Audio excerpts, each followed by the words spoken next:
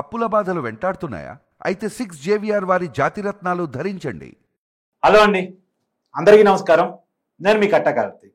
ఈరోజు Andhra Jyothi paper AP ఎడిషన్లో ఒక ఆసక్తికరమైన రాజకీయ వార్త మనకు కనపడుతూ ఉంది. బరిలోకి భారతీరెడ్డి గారు అనేటువంటి శీర్షికతోటి ఈ వార్తా కథనం రావడం జరిగింది. ఈ వార్తా కథనం ప్రకారం వైసీపీ పార్టీలో భారతీరెడ్డి గారికి ఇప్పు పెరుగుతుంది. పార్టీ మీద ఆమె రివ్యూ చేస్తున్నారు. ఎవరేం చేస్తున్నారు అనేటువంటిది ఆమె రివ్యూ చేస్తున్నారు. నాయకులతో తరచూ మాట్లాడుతూ ఉన్నారు. ఫోన్ చేసి మరి ఆమె మాట్లాడి జరుగుతున్నటువంటి విషయాలన్నీ ఆరా తీస్తున్నారు. కారణం ఏంటి? జగన్మోహన్ రెడ్డి గారి మీద నమ్మకం లేకనా? లేదు జగన్మోహన్ రెడ్డి గారు అరెస్ట్ అయితే భారతీరెడ్డి గారి పార్టీని మెయింటైన్ చేయాలని కారణమా? గతంతో డైరెక్ట్గా రాజకీయాల్లోకి రాని భారతీరెడ్డి గారు ఈరోజు డైరెక్ట్గా రాజకీయాల్లో ఇన్వాల్వ్ కావటం అంటే ఎలా చూడాలి? మాట్లాడుకునే ప్రయత్నం చేద్దాం. నాతో ఉన్నారు ప్రముఖ సామాజిక రాజకీయ విశ్లేషకులు అంకారావు గారు. నమస్కారం సార్. మేడం, భారతీరెడ్డి గారు ఇన్నాళ్ళు వ్యాపార కార్యక్రమాల్లో బిజీగా ఉన్నారు. జగన్మోహన్ రెడ్డి గారికి సంబంధించిన బిజినెస్ అన్ని డైరెక్ట్గా ఆమె చూస్తారు.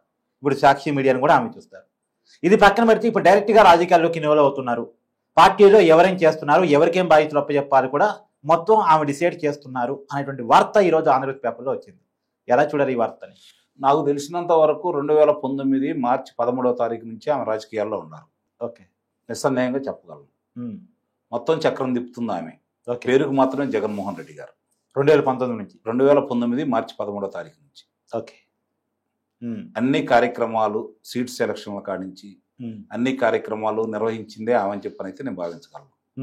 ఎందుకంటే ఆ తర్వాత జరిగిన పరిణామాలు చూసుకున్నా, పార్టీలో సజ్జల రామకృష్ణారెడ్డి ప్రాధాన్యత చూసుకున్నా, అవినాష్ రెడ్డి ప్రాధాన్యత చూసుకున్నా, జరుగుతున్న పరిణామాలు చూసుకున్నా, అలాగే తిరుమల తిరుపతికి సెట్టింగ్ వేసుకున్న కార్యక్రమాలు చూసుకున్నా, మరి ఆమె సాక్షి దినపత్రిక ద్వారా కావచ్చు ఏమాత్రం వెరుపు ఏమీ లేకుండా ఆనాడు అసత్య ప్రచారాలు చేయటం కావచ్చు, ఈ రోజు వరకు కూడా ఈ కూటమి ప్రభుత్వం వచ్చి ఇప్పటికీ 15 నెలల 10 రోజులు అవుతున్నా కూడా ఈ ప్రభుత్వం మీద అసత్య ప్రచారాలను ఏ విధంగా కథనాలుగా రాస్తూ ఏమాత్రం భయము భక్తి లేకుండా వాళ్ళు ఏ విధంగా చేస్తున్నారో చూస్తున్న తర్వాత నిస్సందేహంగా అయితే నేను చెప్పగలను.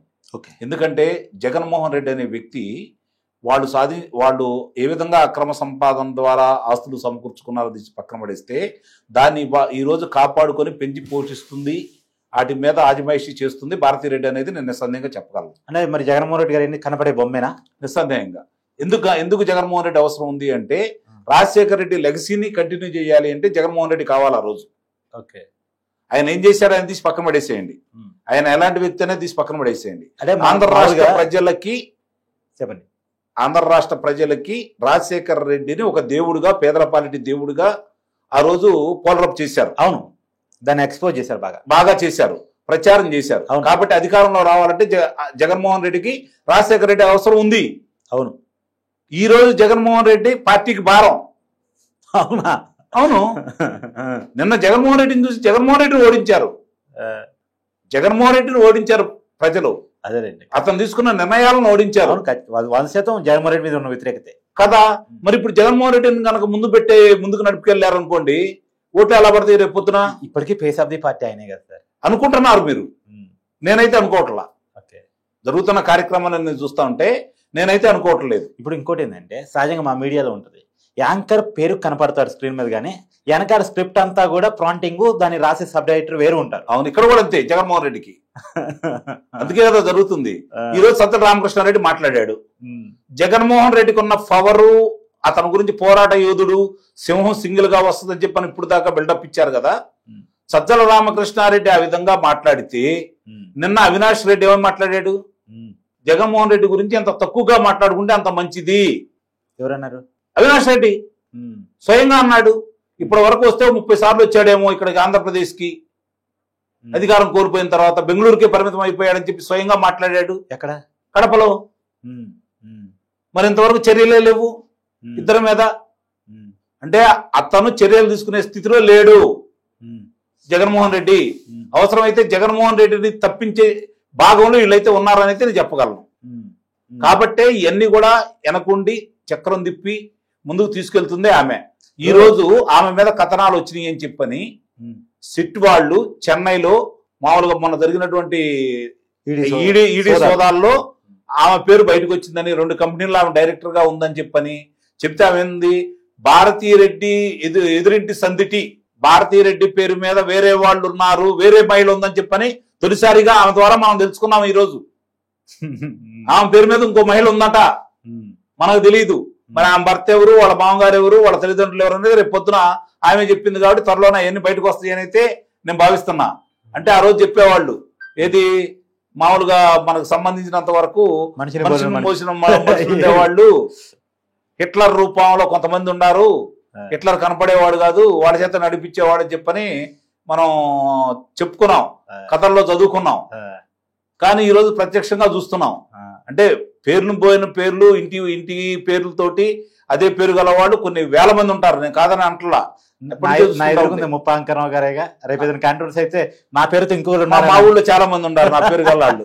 మా అన్నయ్యలు తమ్ముళ్ళు చాలా మంది, అలాగే మా అన్నయ్య గారి పిల్లలు కూడా ఉన్నారు నా పేరుతోటి, సేమ్ నాదే పేరుతోటి.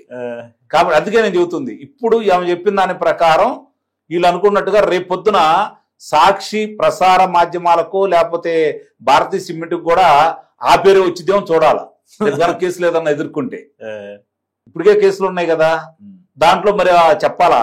కాబట్టి ఇక్కడ జరుగుతుంది ఏంటంటే ఒక పద్ధతి ప్రకారం, ఒక పథకం ప్రకారం చక్కగా జగన్మోహన్ రెడ్డి అనే వ్యక్తిని ఇయ్యాలగాతే రేపైనా సరే మద్యం కుంభకోణంలో తప్పకుండా అతను కారాగార వాసం అనుభవించాలి. కాబట్టి తరువాత ఎవరు వేరే వాళ్ళ చేతిలో పెత్తనం పెట్టడానికి ఇష్టం లేని భారతీరెడ్డి గారు స్వయంగా 5 సంవత్సరాలు ఆమె ఏ విధంగా నడిపిందో అందరికీ తెలుసు. కాబట్టి ఆమె చెప్పినట్టే జగన్మోహన్ రెడ్డి విన్నాడు కాబట్టి, ఎవరు చెప్పినా విన్నాడు కాబట్టి ఇప్పుడు తిరిగి రేపొద్దున ఆయన వెళ్తే ఇంకెవరనే భావంతో ఆమె బజారుకు వస్తుంది, ఆమె పార్టీని భుజాన్ని వేసుకుంటుంది, ఆమె ముందుకు తీసుకెళ్తుందని అయితే నేను చెప్పగలను. అయితే దీంట్లో ఒక విషయం ఉంది సార్, అంటే జరుగుతున్న రాజకీయ చర్చను మీ ముందు పెడుతున్నాను. సహజంగా జగన్మోహన్ రెడ్డి గారు ఏంటంటే తాను తన కేసుల నుంచి రక్షించుకోవడం కోసం రాజశేఖర రెడ్డి గారి పేరుని ఆ రోజు సిబిఐ ఛార్జ్షీట్లో చేర్పించారని మనం చెప్పడం కాదు, షర్మిల గారు చెప్పారు. ఇప్పుడు లిక్కర్ స్కామ్లో కూడా తాను రక్షించుకోవడానికి భారతీ గారిని ఎక్కువ ఇన్వాల్వ్ చేసి, తన అరెస్ట్ అయితే ఎట్టాగు సింపతి రాదు కాబట్టి భారతీ గారు అరెస్ట్ అయితే సింపతి రావచ్చు కాబట్టి తన మీద నెట్టే ప్రయత్నం ఏమైనా చేస్తున్నారా అనేటువంటిది కూడా వినపడుతుంది. అది చాలా ఇబ్బంది జగన్మోహన్ రెడ్డి భారతీరెడ్డిని నిరికిస్తుంది. కాబట్టి భారతీరెడ్డిని బయటే పెట్టదు. భారతీరెడ్డిని రక్షించడం కోసం ఏదైనా చేస్తాడు తప్ప భారతీరెడ్డి మీద నెట్టేంత ధైర్యం జగన్మోహన్ రెడ్డి చేస్తాడనేసి నేను అనుకోను. Thank you sir.